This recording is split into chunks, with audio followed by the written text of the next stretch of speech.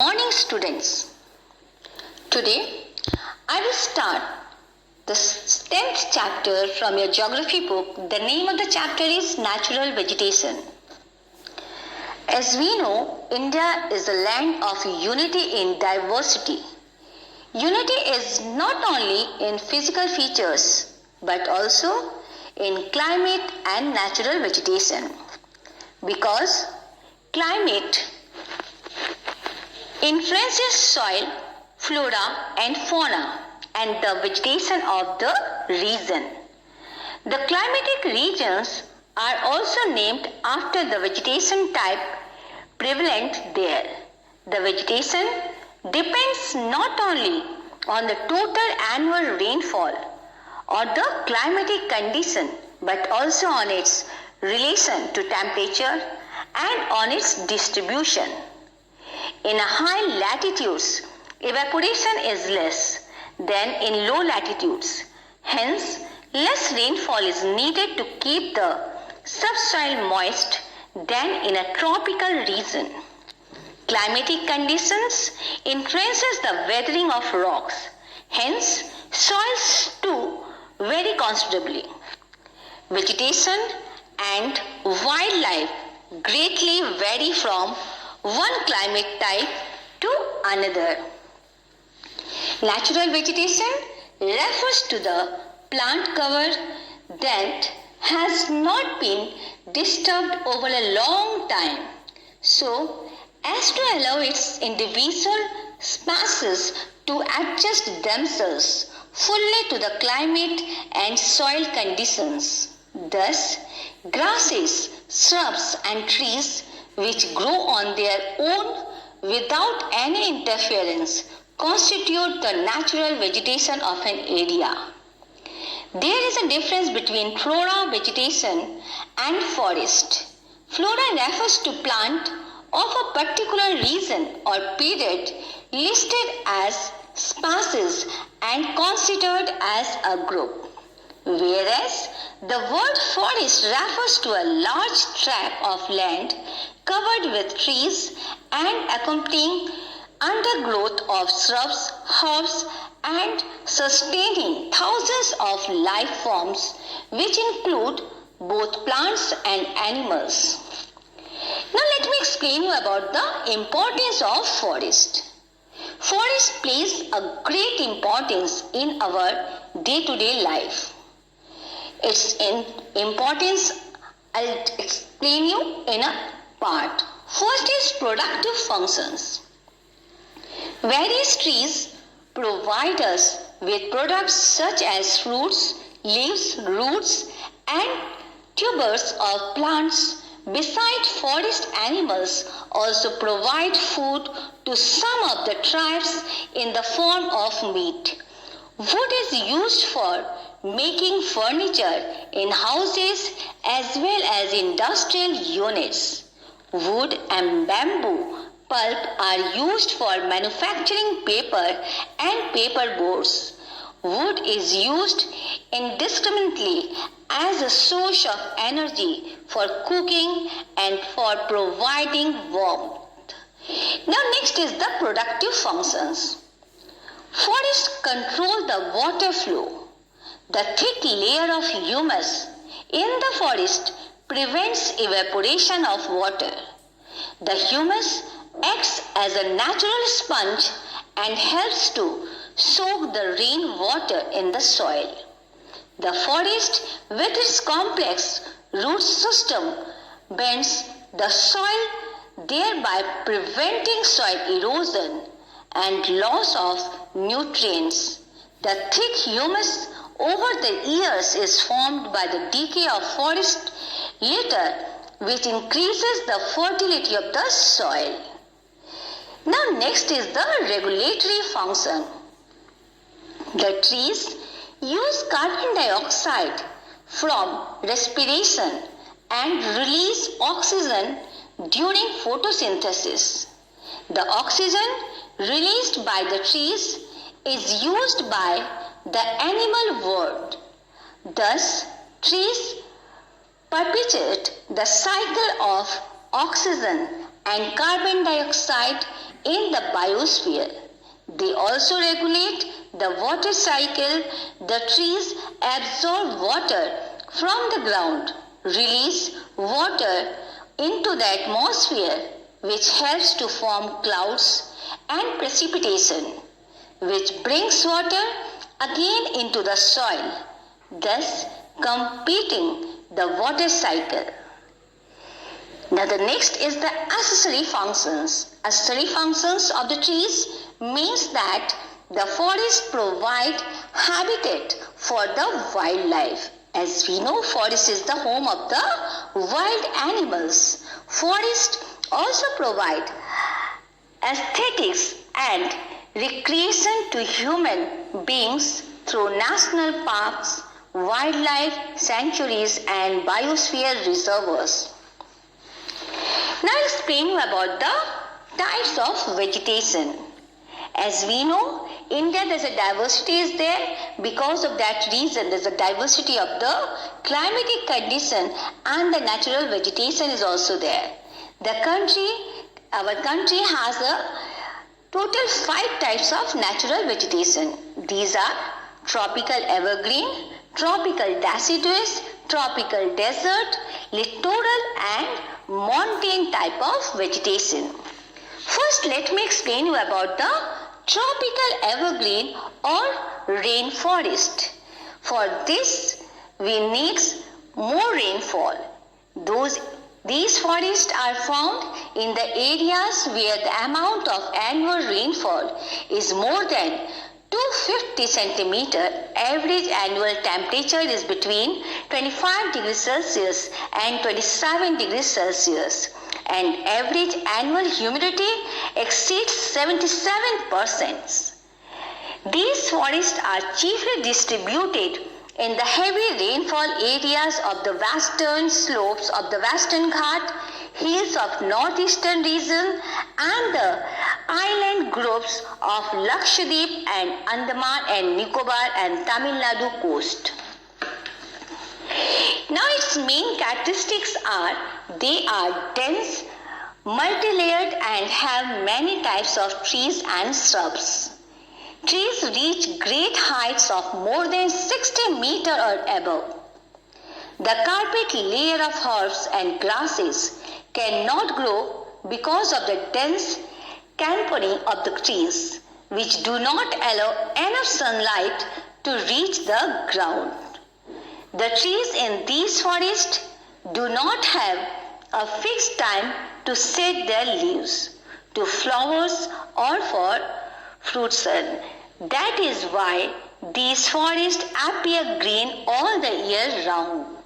The main variety of the trees found in these forests are rosewood, ebony, mahogany, tun, chalpas, sisho, gurjan, telsur, etc.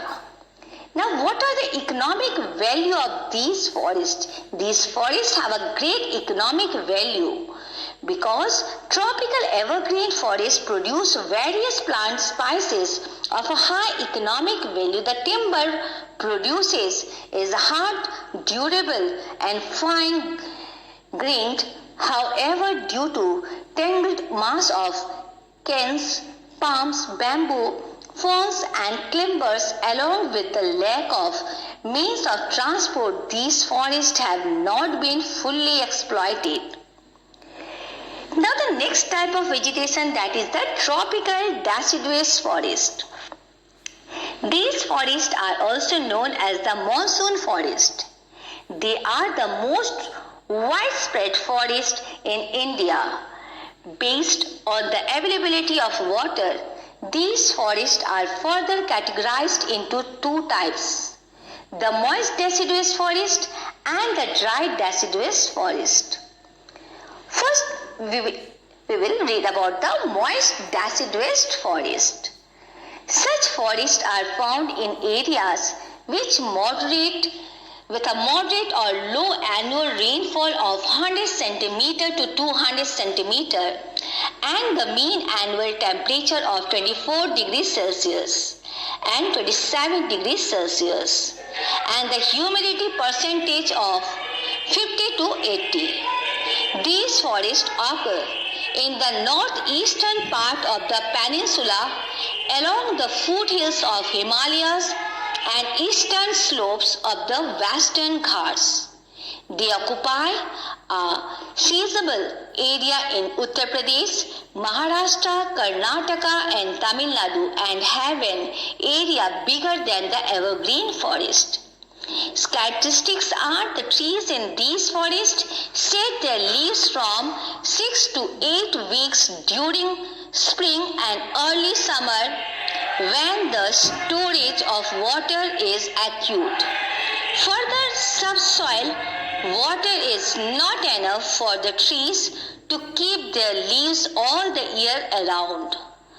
A particular species can be found over a large area. They are commercially most exploited forests of India. The common trees of such forests are sal, teak, arjun, shisham, mahua, mulberry, etc. And its economic value is tropical deciduous forests are commercially the most exploited. Besides providing valuable timber, they provide various other products. Sandalwood found in these forests is in a great demand in India and abroad. Now next is the dry deciduous forest.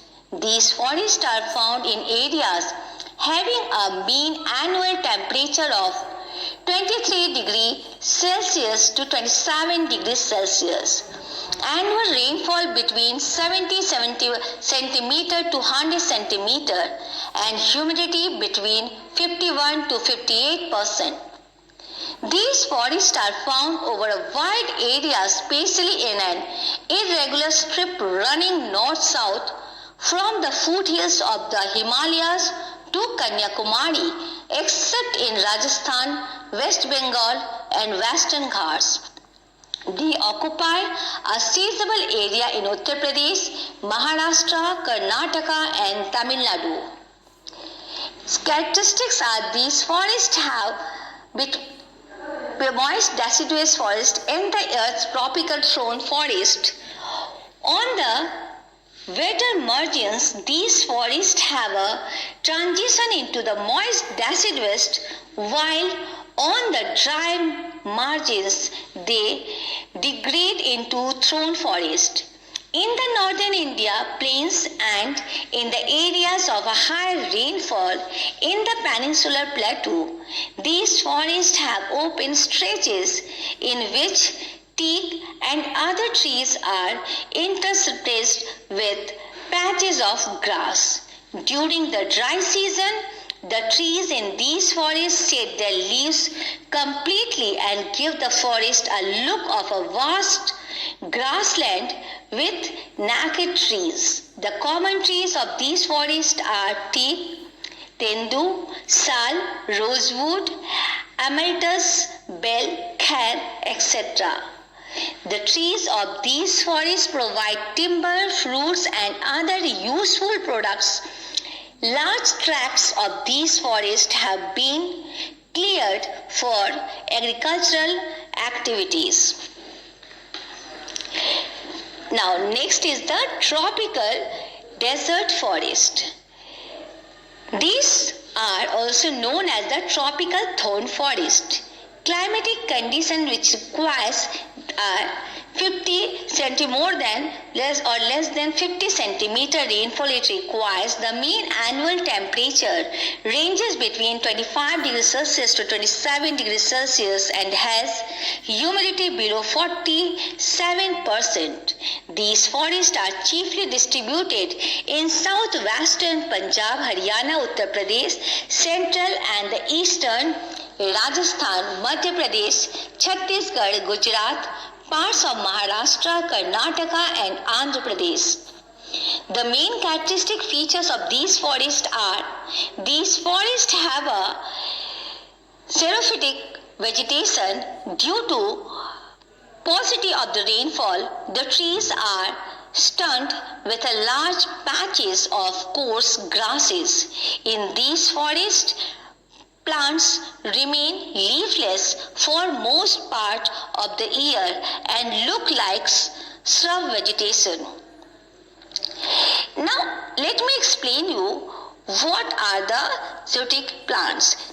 The plants are, their roots are very tall and they are penetrating into the ground so that they can suck water during the summer season, when the temperature is very hot and the water level of the underground water is very low, so that they can suck water from inside the ground. Okay, the important trees are Keora, Amur, Bahara. All these trees are there. Their main trees are the bamboos, palm, date palm, kher, neem, kheri, kanchu, then cacti, cocoa, etc. These are the most important trees are there which are found in this forest area. Now, next is the littoral or the tidal forest. These forests are found in wet, marshy areas in the river deltas, in tidal or other swampy areas and along the sea coast. These forests are chiefly distributed in the deltas of large rivers on the eastern coast and in pockets on the western coast in saline swamps of the Sundarbans in West Bengal and coastal areas of Andhra Pradesh and Odisha. Now, the characteristic features of these forests are they have mainly evergreen species of varying density and height, usually associated with wetness. The trees' trunks are supported by a number of stilt-like roots which remain submerged underwater during high tide and can be seen during low tide. They have profuse growth with a tangle of climbers, which is an adaptation for survival in the soft and shifting mud. These